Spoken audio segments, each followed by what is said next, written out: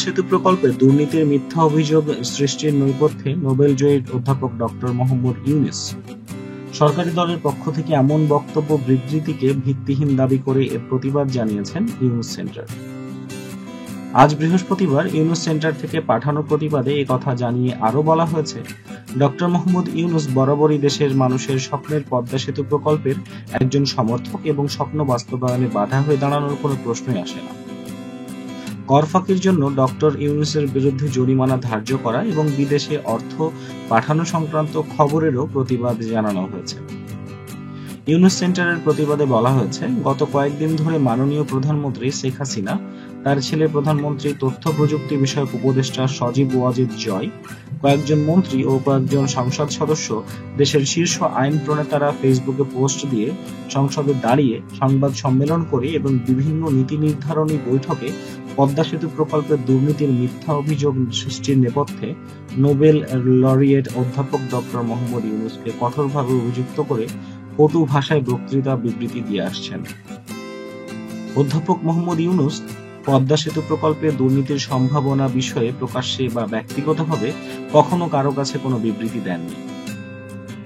প্রতিবাদপত্রে অধ্যাপক ইউনূসের বিরুদ্ধে এসব অভিযোগকে ভিত্তিহীন বলে তীব্র প্রতিবাদ জানানো হয়। প্রতিবাদে বলা হয়, অধ্যাপক ডক্টর ইউনূস 2011 সাল থেকে বহুবার এই মর্মে বলে এসেছেন যে তিনি বরাবরই বাংলাদেশের কোটি কোটি মানুষের স্বপ্ন পদ্মা সেতু প্রকল্পের একজন সমর্থক এবং এই স্বপ্ন বাস্তবায়নে তার বাধা হয়ে দাঁড়ানোর কোনো প্রশ্নই আসে না। সম্প্রতি জাতীয় সংসদে দাঁড়িয়ে মাননীয় প্রধানমন্ত্রী কর্তৃক এ বিষয়ে তাকে অভিযুক্ত করার পর 28 জানুয়ারি সহ বহুবার তিনি এ বিষয়ে তার বক্তব্যের পুনরাবৃত্তি করেছেন। আমরা আবারও এর পুনরাবৃত্তি করছি। ইউনূস সেন্টারের প্রতিবাদে বলা হয়, পদ্মা সেতু সংক্রান্ত অভিযোগ ছাড়াও কয়েকটি পত্রিকা সূত্র উল্লেখ না করে প্রতিবেদন প্রকাশ করে যে জাতীয় রাজস্ব বোর্ড অধ্যাপক ডক্টর ইউনূসের উপর 69 লক্ষ টাকার জরিমানা ধার্য করেছে। এই তথ্যটিও সত্য নয়। অধ্যাপক ডক্টর ইউনূসের কাছে জাতীয় রাজস্ব বোর্ডের কোনো অনাদায়ী অর্থের দাবি নেই। আমরা বিভিন্ন সময়ে এই মর্মে জানিয়েছি যে অধ্যাপক ডক্টর ইউনূস তার সব কর পুরোপুরি ও সময় মতো পরিশোধ করে থাকেন। তার আয় ও কর সংক্রান্ত সব তথ্য এনবিআরকে দেয়া হয়েছে। তিনি তার আইনগতভাবে অধিকার বলে সাম্প্রতিক কিছু কর দাবি সম্পর্কে, যা তার নিকট অন্যায্য মনে হয়েছে, আদালতের শরণাপন্ন হয়েছে। বিষয়টি এখনো আদালতে বিচারাধীন এবং এ বিষয়ে আদালতের যে কোনো সিদ্ধান্ত তিনি মেনে নেবেন। প্রতিবাদে বলা হয়েছে, আকস্মিকভাবে এবার আরেকটি অভিযোগ তোলা হয়েছে গ্রামীণ স্টারের বিদেশে অর্থ প্রেরণ নিয়ে। গ্রামীণ ট্রাস্ট অন্যান্য দেশে ক্ষুদ্র ঋণ পদ্ধতি রেপ্লিকেশন সহায়তা করার উদ্দেশ্যে প্রতিষ্ঠা করা।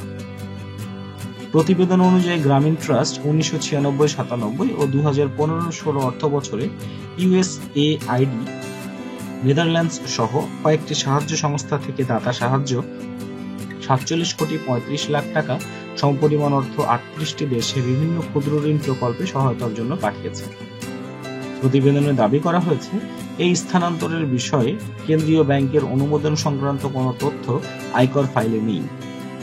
এতে এই ধারণার সৃষ্টি হতে পারে যে গ্রামীণ ট্রাস্ট বাংলাদেশকে দেওয়া সহায়তার অর্থ বিদেশে স্থানান্তর করছে। বিষয়টি তা নয়। দাতারা গ্রামীণ ট্রাস্টকে এই অর্থ শুধু ওই সব দেশে ক্ষুদ্র ঋণ কর্মসূচি গড়ে তোলার উদ্দেশ্যে পাঠিয়েছিল। বাংলাদেশ ব্যাংকের বৈদেশিক মুদ্রা বিভাগ এবং সংশ্লিষ্ট অন্য সব কর্তৃপক্ষের কাছ থেকে ওই দেশগুলোর ওই সব প্রকল্পে অর্থ প্রেরণের সব আইনগত অনুমোদন গ্রহণ করা হয়েছে। এসব লেনদেন সংক্রান্ত সব দলিল গ্রামীণ ট্রাস্টে সংরক্ষিত আছে এবং বহি নিরীক্ষণ বার্ষিক ভিত্তিতে এগুলো নিরীক্ষণও করছে। গ্রামীণ ট্রাস্টের বার্ষিক নিরীক্ষা প্রতিবেদন এসব তথ্য সব সময় দেওয়া হয়েছে এবং এসব প্রতিবেদন গ্রামীণ ট্রাস্টের কর বিবরণীর সঙ্গে নিয়মিতভাবে জাতীয় রাজস্ব বোর্ডে জমা দেওয়া হয়েছে। নিউজ সম্পর্কে আপনার মতামত কি জানাতে ভুলবেন না। চ্যানেলে সাবস্ক্রাইব করে পরবর্তী আপডেটের জন্য সাথেই থাকুন। ধন্যবাদ।